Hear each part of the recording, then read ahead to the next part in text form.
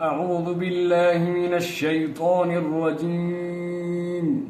بسم الله الرحمن الرحيم. يا أيها الناس اعبدوا ربكم الذي خلقكم والذين من قبلكم لعلكم تتقون. الذي جعل لكم الأرض فراشا والسماء بناء وأنزل من السماء ماء فأخرج به من الثمرات رزقا لكم فلا تجعلوا لله أندادا وأنتم تعلمون.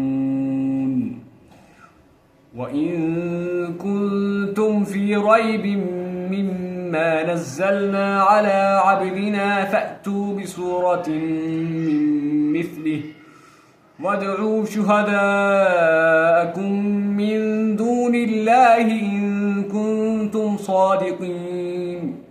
فإن لم تفعلوا ولن تفعلوا فاتقوا النار التي وقودها الناس والحجارة أعدت للكافرين.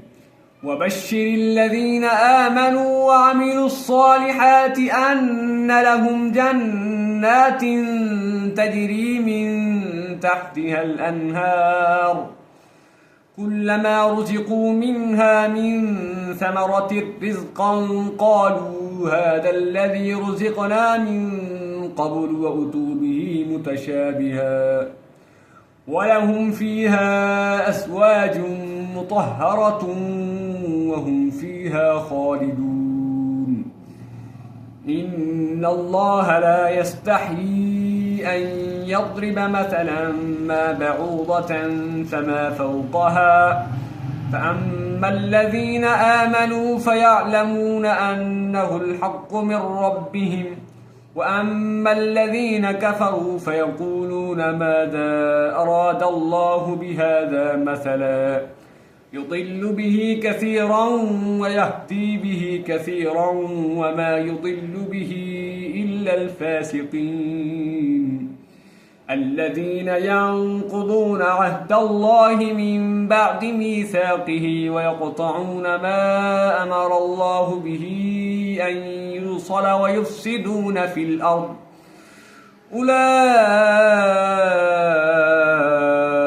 هم الخاسرون. كيف تكفرون بالله وكنتم أمواتا فأحياكم ثم يميتكم ثم يحييكم ثم إليه ترجعون.